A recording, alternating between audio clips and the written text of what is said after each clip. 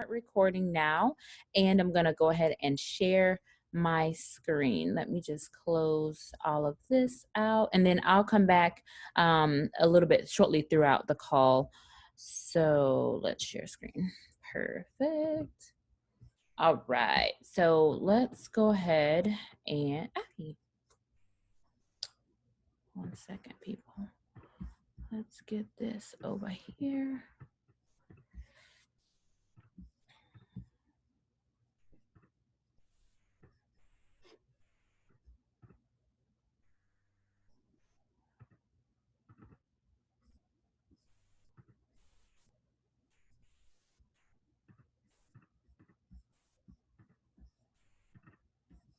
Okay, you guys should all be able to see my screen now, and I'm gonna go ahead and get started.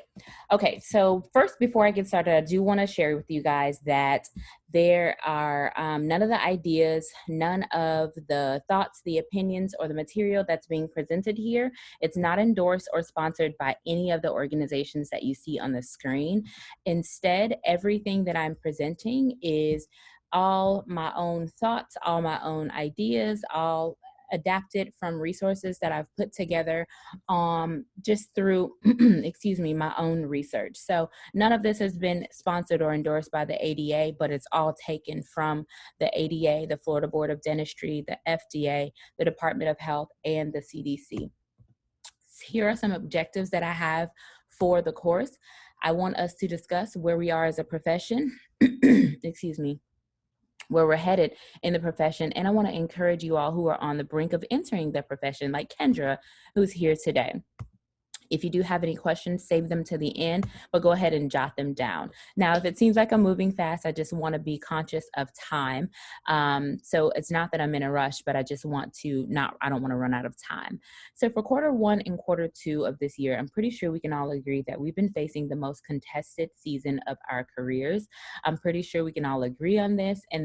But those who have been practicing for 10 to 15 years or even more, this may be the worst that you've seen, or you may have had a different experience with the time that you've been practicing than us less seasoned docs. But I do have one word. I want to talk about change. And I want to talk about the fact how COVID has changed our lives. And I want to do that by starting with this quote. Maya Angelou said, "If you can't change it, change your attitude." And that's where I want to lead this conversation today. I'll be circling back through this as we trek through the course. But keep in mind change. And I want to talk to you all from two perspectives. Doctors on the line, I want you to know that I'm going to be teaching you from a business and a patient care perspective, and predoctoral and dental students. So predoctoral, predental students, dental students, wherever you find yourself on that spectrum, I'm going to be talking to you all from requirement and the distance learning as well. But everything that I talk about will apply to you at some point. So you do want to tune into it all. So COVID-19, I would say, and I'm pretty sure you all could agree, that it has easily changed the way that we do everything in dentistry, except for one thing. So it's changed how we do all but one thing. And you guys can try to guess that one thing. Think about it, and I'll get to the one thing. But for now, I'm going to talk about all the things it has changed, or it has revolutionized, made me think of differently in my practice. Personal interactions. That's the number one thing. Here's a picture of me and my former team in Apopka. We were called the Dream Team, and I'm in the process of doing the same with my new practice here in Oviedo, between Oviedo and Winter Springs. But COVID-19 has really revolutionized our interactions amongst each other as a dental team, amongst each other between the patient and the provider, and how we as a team collectively interact with the patient. So the clinical team versus the admin team. There are so many points of contact that happen throughout our workday that we're literally going to have to think about this from so many avenues once we return back to work. Congregating, thinking about how these changes have happened, congregating and how I greet my patients, that has changed. And I'm pretty sad about this because if you can see in the picture here, I'm reaching out for a hug. A patient is literally hugging my neck because she's so happy about the result. For starters, I'm not going to be able to do that the way that I once did when I was practicing before this coronavirus thing. So, the way that we greet patients, the way that we say goodbye to them, the way that we spend time with each other in and out of the office, um, all of that has been changed. And although it does suck, remember, we're going to lead with that quote that we're going to change our attitude. And when I say we, I mean collectively as a profession, researchers, the government, everybody that's involved. Many hands are involved in this. So we're all just going to have to change our attitude about this. And I believe that that change of perspective and attitude is coming. Now, I do not think that it'll be like this always, in my opinion. I believe that because there's so much uncertainty concerning how the virus is transmitted, how long it sticks around, how we're going to treat the virus, so what's going to combat it, our methodology for protection, and amongst other things, I don't think it's going to be like this forever, but I do think that it's like this for this season. So, because we just don't understand all of the moving pieces of this virus, I think that this is how it's going to be for a while, and then we will be able to normalize. I don't think we'll go back to the way things were done before the coronavirus, but I do think that we're going to pivot. And that brings me to my next point. More things that has changed as a result of the coronavirus. How we accept patients in our practices, the way that we schedule, the way that we produce dentistry, how we return to work, when I'm going to return to work. When I do return to work, how long will I be there? And how I'm going to lead as the dentist. And I do want to park there briefly about the leadership piece. And dental students in the course, I want you to pay attention to this as well, because you are the leader of your practice. Once you become that doctor, you are the leader of that practice, and you don't want to wait until you become a dentist to start putting on that leadership role. So I'm going to emphasize this whole leadership piece throughout the course. But the one thing that I do want to talk about is just the fact that it is important for you to be the leader of the practice and put on that leadership hat. More things that have been changed as a result of the coronavirus. Standards of care. Now, I'll say in dentistry, our standards of care are pretty high. And so basically the standard of care is basically, what do you do, like the highest quality of care that you can provide to your patients. And again, this is me pictured with a sweet patient, hugging him after delivering a denture. And I was in very close quarters of this guy. But now going back to work, I'm going to miss things like this, taking pictures, being closely involved with my patients. And I have their patients blocked, of course, for HIPAA. I don't want to be in violation at all. But the coronavirus, it's the change in standard of care because of the coronavirus. That's a big topic of discussion across the board. So, but this is our new normal. If you're following me, I'm pretty sure you figured out that where I'm going with this is that, okay, this is the new normal. Like I said, we're not going to really go back to how things were before, because before COVID, patients could just walk in, they could stand over the front desk, they could be in very close quarters with us. Now we have to think about how we're going to change that. If we're going to change that, what will we do to change it? Will we limit the amount of people who can come in the office at one time? I know in my office, we would have just a very open door policy. Patients could come in, they could sit down, they use our pens, they just walk in. If they have an emergency, if they want to talk about their insurance, they can lean over. It was just very casual, and I'm pretty sure it's been like that for a bunch of offices. But now, due to COVID, so we have before COVID, this is how it was, but due to COVID, this is how I think in my mind or in my practice that it's going to be. We have new considerations that we have to make. Are we going to take their temperature before they come in? What kind of pre-screenings are we going to do when they arrive? Will they use our pens to sign in? What are we going to do? Are they going to be able to give us health history forms that they've printed offline, or will they have to do it electronically? Will we have to completely switch over to a 100% electronic platform, or will we provide those forms to them? What about those people who wear gloves all day and then they come to your practice, they've touched 50 things before they've even made it to your doors? What are we going to tell those people? So there's more precautions that we have to think about concerning this coronavirus quarantine period. So the people who were previously infected, will we know we have to ask questions, and sometimes these things are very uncomfortable to ask patients, because patients, they don't necessarily want to tell you all of this information. They feel like, we're dentists, why do we need to know this? And we know some patients who are poor historians, and in the dental and the medical world, poor historian just means that they may have lied a little bit, or they may have just omitted some information about their health. But now we know that this is very, very important. So more considerations that we have to take, or precautions that we have to make, are: will we call them to the operatory? Do they need to sit in their cars? Do they check in by giving us a phone call?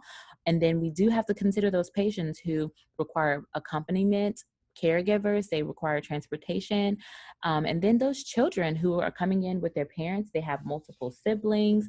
We have to think about, how are we going to purify and clean the air? Are we going to use essential oils? What are we going to do about cleaning the operatories between patients? I know in my practice, I'm going to be very transparent. We don't necessarily sweep and mop in between patients, because that's not really a part of our breakdown practices. But I've been talking with my team quite regularly, and am planning to. I'm planning to. Sorry, somebody's coming into the course. I'm planning to make that a practice in our course, in our office, to sweep and mop between the patients. So that also means that I'm not going to be able to schedule as heavily. The patients are possibly going to have to wear masks once they come into the office, washing and sanitizing their hands. And we may even be going to plexiglass barriers. I'm not sure. I'm an employee of a DSO, which is a dental service organization. That just basically means, you hear people talk about corporate dentistry versus private practice associateships. And so I am an employee, and I've been talking with some of my higher ups about the possibility of moving to plexiglass. Is that something that they're considering? And I'll talk to you guys a little bit more down the line about the importance of healthy dialogue with your superiors, or even with your colleagues. Healthy dialogue should not be shunned at all. It's very, very important to have open and healthy dialogue. Okay. I'm gonna go ahead. So before COVID, more things before COVID, our schedules would be very packed. Dentistry, although it is healthcare, everybody in the call, I want you all to know it is a business. And so this is the part that we don't necessarily learn before we go into dental school, or even while we're in dental school, but it is a business. And in order for the doors to stay open, we do need we need patients. And when patients come, that means we have revenue. And it's a nice revolving cycle, because everybody has families to take care of. And then we also have patients who need their teeth and their oral health taken care of. So it is a business. And so that's the reason why we have to think about this. Also, before COVID, I would work early days, I would work late days, I would be trying to accommodate patients, I would be trying to see a surplus of patients because I wanted to finish certain cases. I would want to do what's called quadrant dentistry, meaning if there's cavities in the upper right, extractions in the upper right, instead of doing a 1Z or a 2Z here or there, one tooth here, one tooth there, I would try to do it, knock it all out in one visit. The patient only has to take off of work one time. They only have to get numb one time, and then they heal at a much faster rate, and they heal well together in that one quadrant. So that may be the thing. If you haven't been practicing quadrant dentistry right now in your offices, more than likely you're going to want to move into quadrant dentistry. And I'm even considering that my work days is going to be highly unlikely for me to return to how I used to do it.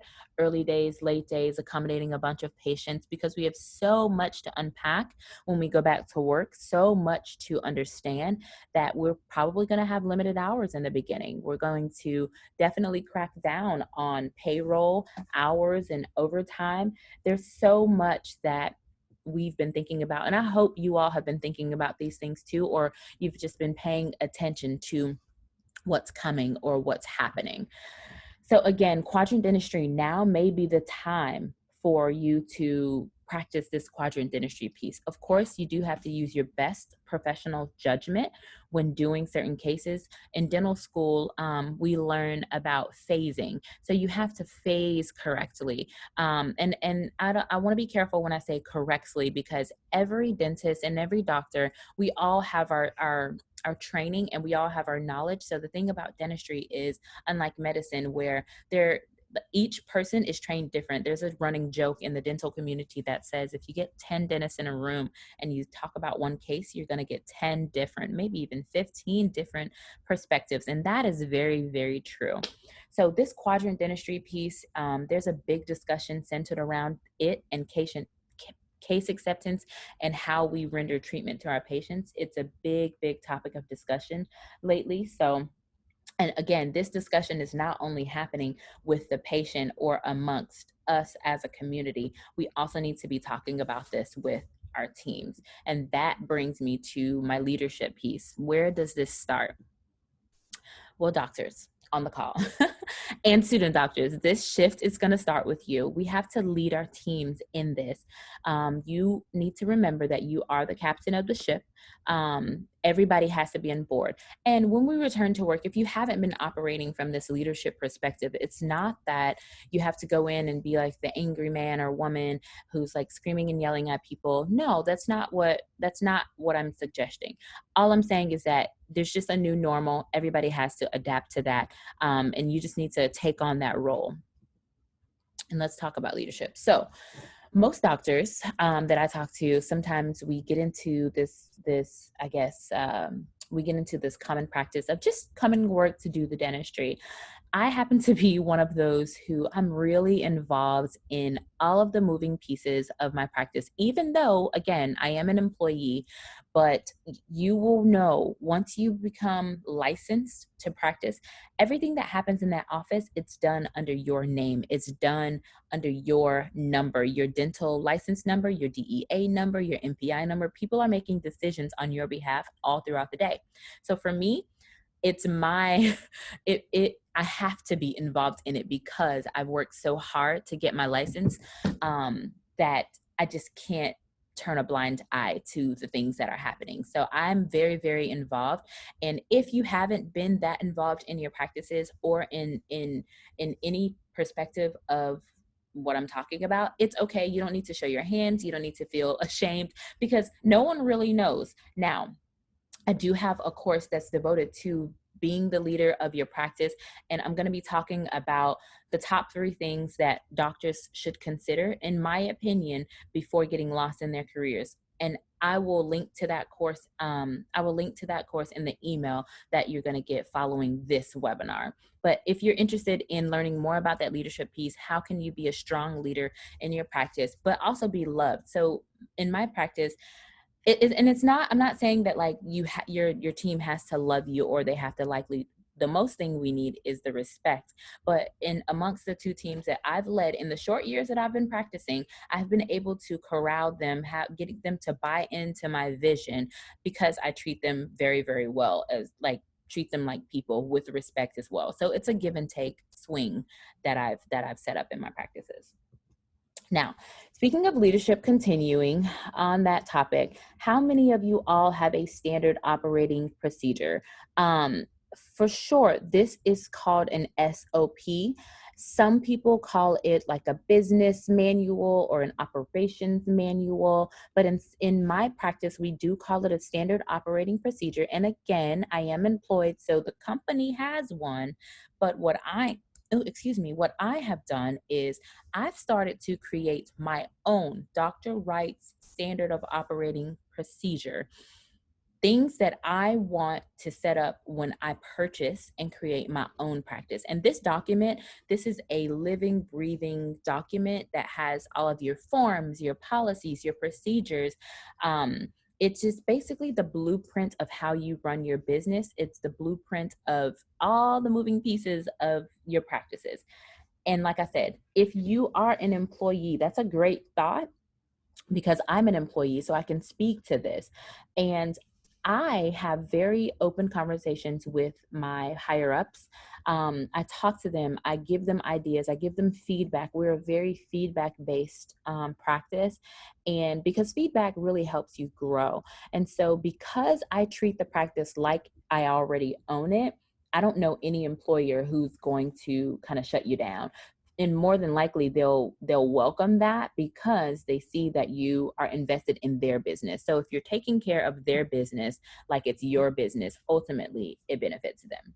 So owner docs in the course, you're definitely in control of this. But if you haven't been doing this, you can kickstart this process just by having a conversation, having a team meeting with your team about what changes are going to take place, the things that you've just been thinking about. Now, what have I been doing? I have been speaking to my team often. I have a young team in age and experience, and we've been chatting quite often ever since this thing happened 4 weeks ago. So I want you all to start getting your language together, getting your verbiage, thinking of what trainings you're going to be undertaking once you return back to work. Spend time reading those FAQs on the websites of the ADA and the Department of Health, all of those sites that I mentioned in the beginning of the course. And here's an example of things that you can just talk about with your team. So if there's someone who practices cross-contamination. So cross-contamination is if you put on gloves and you touch anything that's outside of the field in which you're working, you've now cross-contaminated. So you need to change your gloves. I know it's like, oh my gosh, no one cross-contaminates. I know people may think that, but actually people do, and it is a real thing. So cross-contamination, that can be just a quick conversation that you have with your team and say, hey, we're going to change our gloves. We're going to make sure that we set up, we close to open, that all of the rooms are set up for each procedure so that there's no need to leave the room. There's no need to touch anything outside of our working field. Everybody still with me? You don't have to say anything. You can just put a thumbs up in the chat or just give some type of reaction. More on team training, triage. Doctors, this is something that you can think about. Is this a you versus them for your team? Are you going to be the only person's triaging? If you decide to take that part, one perspective is that you're going to be inundated with a lot of questions, a lot of work, or can you train them to ask these questions? Can you give them some traditional questions that we ask for diagnosing to lead us to an answer? There's some traditional questions like swelling, ma'am or sir, do you have any swelling? This is over the phone, of course. Onset, duration, medications. Has anyone prescribed you anything? Did you go to the emergency department? Did they give you antibiotics? If they gave you antibiotics, did you take the full course of antibiotics? How have you been feeling now? When are you going to come in to, these questions are going to lead you to your answer on, do we bring this person in right away, or do we wait, let them finish their course of antibiotics and bring them in a week once that swelling and now that infection has been kept at bay? Again, we're trying to sift through all of this and triage as best as possible. But now, before we can even do that, we still have to consider the coronavirus. We still have to ask these patients, okay, were you infected? Are you infected? Have you been exposed? So before we even get to these questions, we still have to ask about coronavirus. I'm going to see if there's some people in the chat. Yay, you guys are still here. Thanks so much for being here. Awesome. Okay, good. So I'm going to keep on moving through. And like I said, I'm not going to beat a dead horse, but the moral of the story is this is a great time to step into the role of being the leader on all fronts. Why is that, guys? The patients are going to be looking to you for answers. The team will be looking to you for answers, and it's a collective effort. And so the approach that I plan to take with my team is to really get them involved and have them help me with all of this. Now, let's go back real quick. Remember that question up front where I said that the coronavirus has easily changed how we do all but one thing. The one thing will never change. This one thing will never change. It's coming. The fact that we produce quality dental care at all times. Now, this is a no-brainer. I don't really have to go into much details about this, but I mention it because with the coronavirus being like that big elephant in the room, I think that it has still caused us to be more conscious, more careful, more aware, more attentive to details about how we diagnose, how we render treatment, whether we decide to treat or not. How we render treatment is going to be completely up for discussion as well. This is going to be a lot of topics in our team meetings. I already have a morning huddle with my team every morning anyway, and we do one monthly meeting, but instead of that one monthly meeting, more than likely we're going to add on a weekly meeting. So we'll do a big one quarterly meeting, we'll do our monthly meeting, and then a weekly meeting as well, just to stay abreast of all of the changes, because this thing is changing rapidly if you haven't noticed. So again, PPE, donning and doffing our PPE. So that's our gowns, our gloves, our masks, our hair nets. What are we going to do? Donning and doffing basically means putting on and taking off, respectively. How long will we wear them? Do we recycle? Do we wear our gowns again, or will we have gowns that are laundered in our offices? These are things that we have to think about. But until we fully understand, the approach that I also plan to take is to be proactive. I'm not going to overlook it. I want to talk about it with my team, as I've already harped on enough. And I don't want to go back to normal. I actually want to raise the bar. I want to raise the standard. I do want to go back to work because I miss what I do. I miss interacting with my patients, but I don't want to necessarily go back to normal. And here I have a question: who will you follow? I want to direct your attention to the American Dental Association, the CDC, the Florida Board of Dentistry. Follow all of those recommendations that they're making, because they're constantly updating their websites with valuable information. Okay, let's get to dental students, and this also includes pre-doc students, pre-doctoral, pre-dental students as well. And the reason why I want to talk to you all is because I know you are worried about requirements. What about this distance learning? What am I going to do? I want to remind you to not squander this moment. So basically, squander means like, don't waste this moment. You don't want to just be sitting here. Running out of time. We removed the 40-minute. Awesome. It's a gift from Zoom. So we don't want to squander this moment. We want to make sure that you're reviewing and staying on top of your information while you're out of school. And I mean, I know that you're still doing your distance learning thing, and I'm going to talk about that in just a moment, but you're learning from home. And so it may be easier just to put off the need to pick up that book or pick up those notes. Okay, doctors on the call, just stay with me. I'm going to come back to you as well. Let's talk about decisions. Oh, okay. So treatment decisions. Now, in dental school, and a lot of college is self-taught.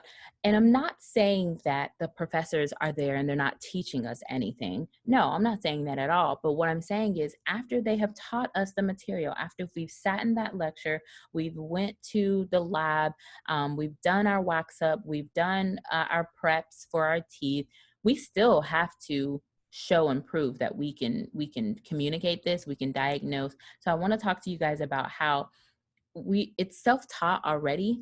So now that you're home, you have even more time, and you probably have more distractions at home. But if you can put yourself on a very strict regimen, maybe put yourself on a timer to review certain materials so that you can know, okay, when I return back, the ball is already going to be in motion. Okay. So there's something called decision trees.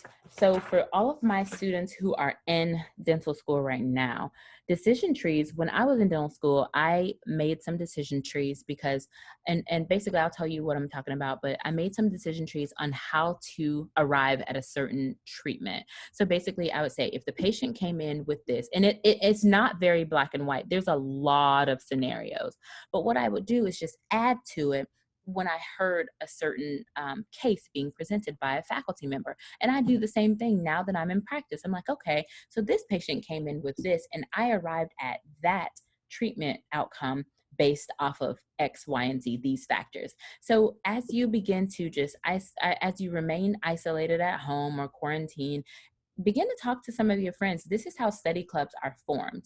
You can start making your decision trees, right?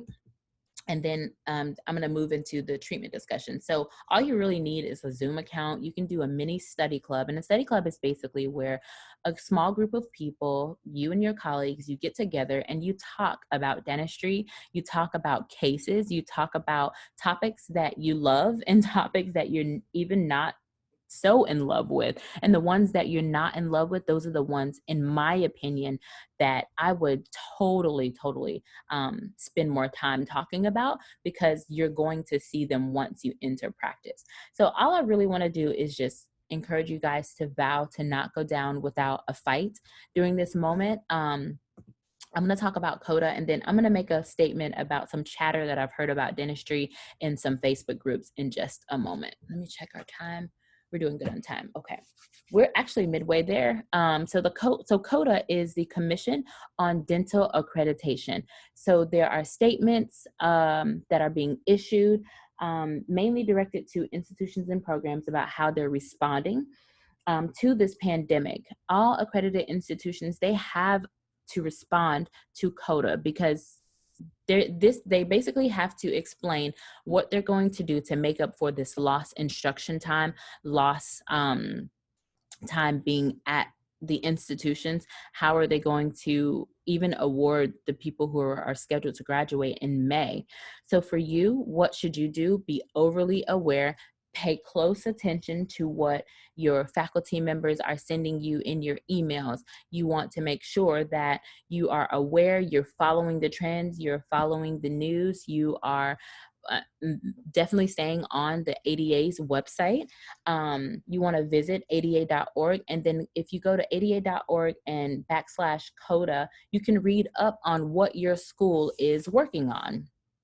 So again, I would be totally aware and open during this time, and I would try my very hardest not to miss a beat, not to miss an email. Let's talk about your future in dentistry. So we already talked about who is in dental school. Dr. JT is here. And some of our other registrants, I don't think they've jumped on.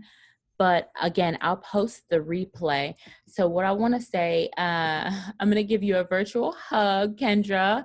At this time, I want to say, I was listening or reading in some Facebook groups, and I saw some people saying, okay, hey, so my kid or my niece or my friend's kid wants to go to dental school. Should I tell them to go or not?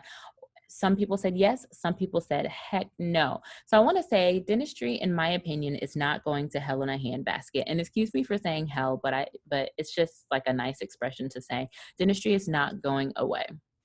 I was having this conversation with one of my colleagues, and she said, girl, it's easy for you to say because you're a natural optimist. True. She was like, you always find the silver lining and stuff. Very true again. But here's the reason why I'm saying this. Truthfully, are people going to stop having children, having babies as of yesterday? No. So since reproduction is not coming to a hard stop, teeth will still be here, and so will the need for dentists. Now, the way that we approach dentistry, it's definitely going to change a bit. And again, this is just for a season. Again, also, this is my opinion. I'm not saying that this is what the ADA is saying. This is just my personal opinion. I think that it's a season. We have to figure out how to pivot, how to move around this coronavirus ordeal. And then once it dies down, once the researchers have come up with more answers to inform our practice, again, I practice from a very evidence-based perspective. And if you attended the University of Florida, go Gators, you know that we learn evidence-based dentistry. So all I'm saying is that teeth will still be here. People are still having children. Dentists are still going to be necessary. The dental table is open and there are seats. Let's talk about the barrier to entry. So basically what that means, and what I mean by the barrier of entry being high, is that there are obstacles. There are things that are going to change, meaning, for instance, you may not work full time at one location. The traditional, conventional way of working, once you get out, You get your job, you accept the contract, and you just go to one location, maybe two, maybe you commute between two locations. But what I'm saying now as a result of coronavirus is that, there may not be many private practice associateships looking to bring on a doctor because they have to recover financially to be able to support a second doctor or a third doctor. So you may have to work at multiple locations, meaning like company A, company B, 2 days a week at company A, 3 days a week at company B, two totally different companies, as long as they're not competing. And then that brings me to talk about the contract, which I'm going to go into more detail about in a few moments. Again, you may have to commute between these companies. So let's talk about your contracts, right? So salary, sign-on bonuses, locations, and availability. I'm going to go into details about that right now when I talk about the contract. First, though, you have to read your contract. When you decide to take on these jobs, especially now more than ever, you have to read these contracts. You have to read these contracts again, and you need to have an attorney read it. You need to have a mentor read it. If you're going to invite people to read these things, you have to know and trust these people, because there's verbiage in there that they're going to catch. There's things about your compensation that they're going to see, and it's okay, because you want somebody to look at these things for you and with you, because there's things and language that's used in contractual agreements that sometimes we're not very used to seeing or not used to even understanding. We just sign and we move on about our business. But with the contracts, you need to discuss your salary. You need to discuss any obstacles that may be in the way for you commuting. If they don't have availability for you to work multiple days a week at that one location, what are their expectations for you? Is it okay for you to go elsewhere? Is it okay for you to work at the dental office, 5-10 miles up the road? So what I'm saying is, again, healthy dialogue. You're going to want to understand their expectations for you, understand the clause in your contracts, and you want to understand also how you are going to be compensated. Excuse me, just need to take a drink of water. You want to understand how are your bonuses calculated. Are they calculated on a quarterly, monthly bonus? Are you paid on collections? If you are paid on collections, is there a modifier? Is there a certain percentage that your bonus after that monthly budget? You need to ask them even more daunting questions that I'm going to go ahead and give you right now. Let me tell you. So you're being vetted by these companies. So basically they're feeling you out. You need to do the same thing. You have that right. And honestly, this is a great time to, again, put on that leadership hat. Ask these questions. Ask, that any local offices close down indefinitely? What is the preparation plan for COVID-19?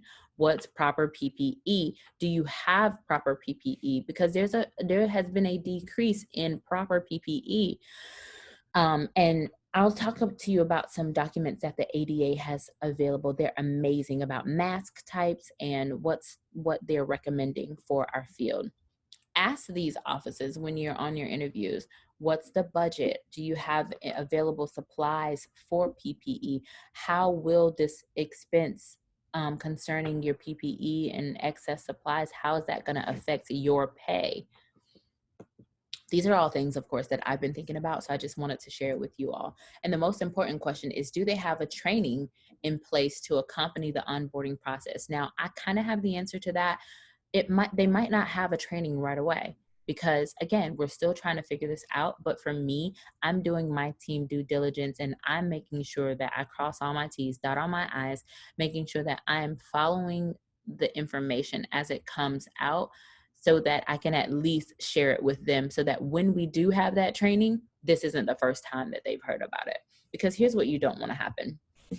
You don't want to get the job, accept the contract, be excited, and once you get there, you forget that we're just coming off of a global pandemic.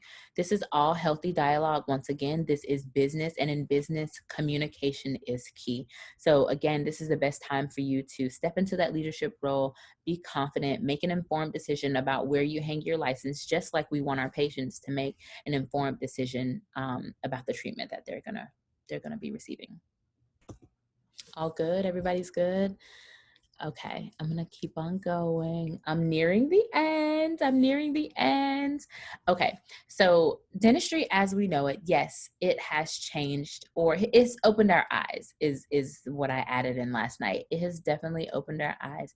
But dental students, again, this is an optimist in me, or pre-dental students, especially if you're a pre-dental student, like let's say you just got accepted into your program, you are going to have 4 years of time, effort, and attention, research given to this matter.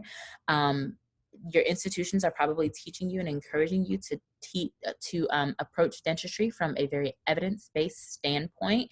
And with that in mind, you want to know this research. So you're going to have a lot of time, and you may even be more well-versed on this topic than some of us, because you're right in the trenches of it, getting the research firsthand, reading these articles, and learning how to respond right now. So the optimist in me is saying, hey, it's totally okay. And again, shameless plug for the University of Florida. I know they teach evidence-based dentistry there.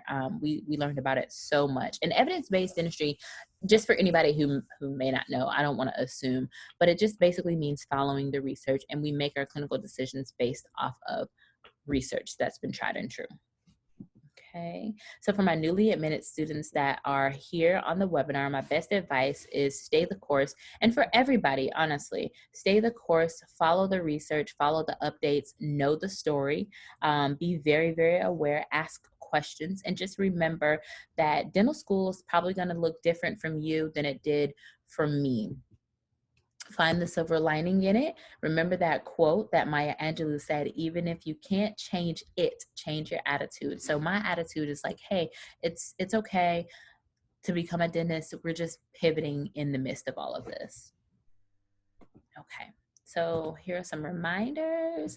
I'm actually towards the end, but stay with me because I do want to take some questions if there are any. But the ADA did put out a statement that said, as of April 16th, now that was a week from today, a whole week from today, exactly, that FDA approved tests are not available to US dentists. So what does that mean? One, they wanted to warn us to not, just to be very careful about purchasing some of these tests that are available, because we do want to be using the FDA approved tests, or if the FDA comes out with an emergency authorization type of test, then you want to use that, of course, following the ADA's recommendations. But as of April 16th, a week ago, we didn't have any FDA approved tests. So that also means that because a patient walks into your office and they present as healthy, uninfected, and asymptomatic, I don't have that on the slide, but if they're asymptomatic, meaning they do not have any symptoms, that does not mean that they do not have the coronavirus, or they're not a carrier. We still want to amp up with our universal precautions in dentistry. That's something that we're taught about, using universal precautions, meaning treating everybody like they're possibly sick, including you and I. And that's another thing that you want to talk to your team about, is if they're sick, we don't want them to come in. We want to protect not only ourselves, we want to protect the team, and we want to protect the patients. And if you want any more information, again, this isn't sponsored or endorsed by the ADA, but I am an ADA member. I believe in organized dentistry, and I believe in staying, connected and in the know about what's happening in my field.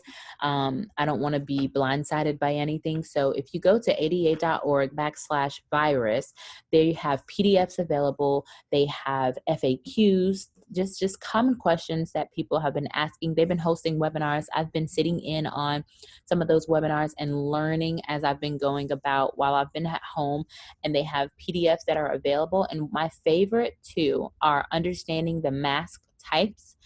And they have a picture of the N95 versus the KN95 versus the surgical mask. And then they have another one about the distributors and manufacturers of these masks that's acceptable. Now, the reason why I didn't put it in this presentation is because I don't want to be guilty of copyright infringement. The ADA is very serious about reproducing any of their material that is not that is not mine, that I don't own. So I do want to walk you through how to get to these forms, and I will show you a picture of it once I turn my camera around. But the reason why I bring this mask thing up is because this is another area where you may want to even encourage your teams and coach them on this, because if you don't currently wear an N95 mask, you probably don't know how to put it on. You probably don't, I mean, it's not rocket science. You're all intelligent people in this webinar, but if you don't know how to put it on, you need to train your team how to put it, how to seal it, how to make sure that it's properly fitted. There's a whole fit test on how to make sure this mask is fitted. It's a whole procedure, and there is a YouTube video on how to do it. And some offices, again, are not equipped to make sure that it's fitted. So cost is gonna come into conversation concerning even how to make sure the masks are properly fitted. So I plan to have a training with my team on making sure it's sealed, and then I have to have another discussion with my higher ups on making sure we are equipped to make sure that everybody has a properly fitted mask. Now, so that's where I was going with that, was the COVID response training. That's what I'm calling it for our offices. We're going to have a COVID response training where once we return back to work, we're going to look at all of these sheets that the ADA, I'm compiling just a document for my team just to train them, because I do feel, again, as a leader of the practice, I feel like it's my duty to stay abreast of what's happening in the field and then to teach them as I learn. It's kind of that whole lift as you climb type of thing. And so again, the steps to get to those forms are go to ada.org/virus. There's a yellow box in the middle of the page, and then there's a link for interim masks, and then there's a link for mask types. And there's also a link, oh, I am so sorry. There's also a link on the webpage that says distributors that are approved. Okay. Now, let me talk about some additional concerns that from a business perspective too. I spoke about this in passing, you becoming infected, your staff becoming infected, the patients presenting with infection and spreading it. That's definitely something that you want to coach your teams about. As much prevention. I think there's an old adage. I love old quotes, and it says, "An ounce of prevention is worth a pound of cure." I think I got that right. So I have this running list of old quotes. I'm just full. I really believe in trying to add to my wisdom and my knowledge on a regular basis. So whenever I hear a funny quote, a nice, wise quote or saying, I jot it down in my phone. So that's off the record. But costs are going to come into this. So costs. Here's how I believe that our costs are going to increase in my practice. Right now, we use paper forms. Offices are not digitized. So we're digital to a certain extent. So not digital, I'm sorry. So like electronic. We're electronic to a certain extent. And we have the patients, they can print the forms online. They can print them and bring them in. They can submit their health history information online. But for those people who aren't able to do that, some of our patients, they go to the library, they print out their forms and they bring them to us. Are we going to allow that? I've been talking to some of my higher ups and my district managers, regional managers about just bringing these things to their attention. Not that they're not thinking about it, but just kind of getting in that conversation again, because even though they're like managers and they're higher ups, quote unquote, they don't have a license to lose either. So it's really important for me to not allow or to prevent anyone from becoming infected on my watch if I can. And so by being in the know, being in those conversations and just, bringing things to their attention that me from a doctoral perspective, things that I think about that they may not think about because they're only looking at it from a business perspective. Hopefully that makes sense. So, and I bring up patient forms because right now our patient forms have nothing about the coronavirus on it. Were they previously infected? Like, we have a questionnaire that we were using before we were mandated to not work. But now our health history forms are going to have to include that. And that basically means that we're going to have to change them, which means that we're going to have to pay to change them. We're going to have an increase in supplies. So there's something called a P&L. A P&L is a profit and loss statement. So P&Ls, what you see here on the slide, that's just profit and losses. So it's plural. You can say profit and loss statement, profit and losses. But this is basically a statement that I look at every month with my office manager and my district manager. And not all doctors do this, but again, I am that person who I'm very, very involved because again, I do want to have my own practices. And so I do think that it's very important for me to know as much of the business side as possible. And in dental school, we don't really learn much about the business part of the industry. And again, in the course that I'm going to be teaching about leadership, your top 3 things you should be doing before you get lost in your career, I'm going to be talking about money, the business, leadership, investing, all of those things in that course. And again, I'm going to link to it in the email once this course is over with. So P&Ls, I look at those every month, and it basically reports the previous month, how well you did the previous month. Did you go over budget? There is a budget that we run by every single day. And the supplies, the reason why I mentioned the P&L and the supply portion is because it varies from office to office, but I've seen numbers as low as 4% of your revenue should be, I guess your supplies should take up 4%. So, excuse me, let's say you make $100,000 in a month, 4% of that number, I think it's $4,000 if I'm not mistaken, but 4% should be paid for supplies, and you should not go over that 4%. But then I've also seen in some offices 9%, as high as 9%. In some research, some of my colleagues that I talk to about this stuff quite often, because I love to geek out on dentistry and business and leadership. Some people say, hey, no, our budget is 9%, but they may also be bringing in more revenue so they can afford that extra 9%. But what I'm saying to you all is, even if you're getting the job, if you're talking to your recruiters and you're negotiating, you want to ask, okay, do you have a budget in place for this excess and this increase in supplies? Because there is going to be an increase in supplies. Or what is your percentage that you'd like us to stay around because of COVID? And I mean, I expect that they're going to be expecting you to ask those questions. Okay, so my one charge is for you guys to plan for reentry. Moving right along, I want to go ahead and wrap this up. In order for us to begin, it starts with the doctors first, all of you all, your leaders. Then it starts with your team second. Your team needs to mimic you, and they just need to follow your lead on this. And then it starts with the patient third. And I'm not saying that the patient is the third most important in this whole ordeal. I'm talking about when you re-enter your practices, in order to think of the patient first and to provide perfect patient care or the best patient care, doctors, you have to take the lead, and then you have to bring your team on board, and then you have to kind of translate it to your patients, is what I'm saying. And you want to keep that cycle going. And in order to do that, you're going to do that by staying informed. You're going to continue to teach and train your team, your staff, and then you're going to treat the patients according to the way you've been taught. My one charge to you, if I could sum it up in one word, it would be to do it together.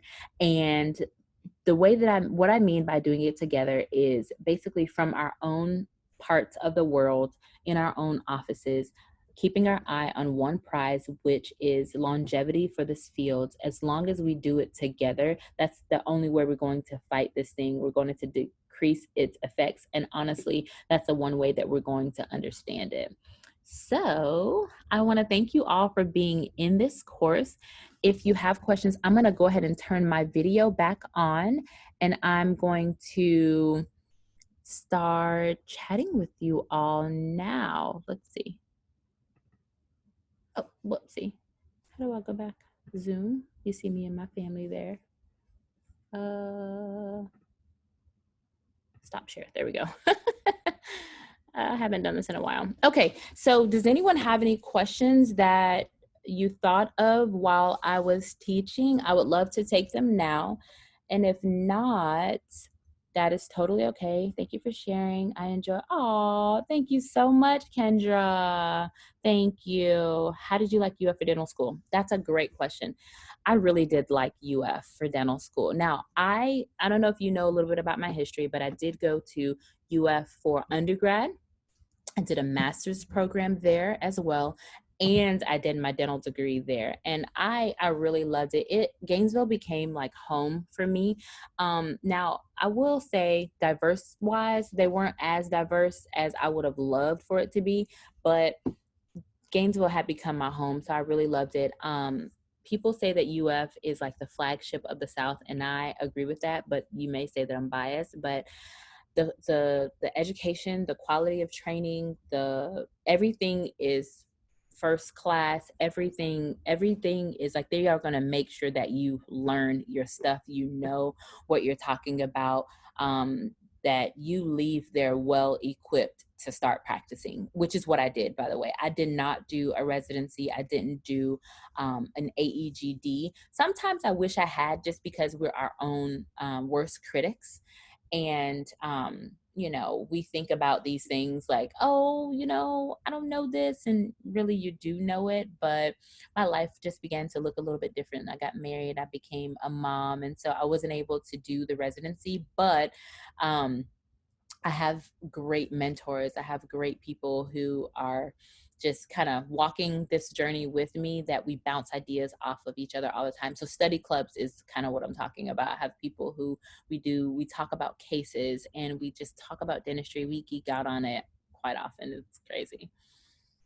I hope, did that answer your question? Seeing more. Thank you, Dr. Daisy. Let's see. Okay, perfect. So let me tell, okay, awesome.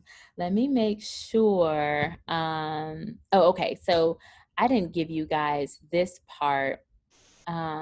So I want you to provide me feedback. I'm gonna send you an email. It's actually scheduled to go out in 5 minutes, because we're about to end. So yeah, it's 11. In 5 minutes, it's gonna go out to your emails. Please give me feedback. Share this information. If you did take any screenshots, or if you want to share any of my posts on social media, feel free. Please tag me. My next course is going to be, now that you have your white coat, the top 3 things you should consider before getting lost in your career.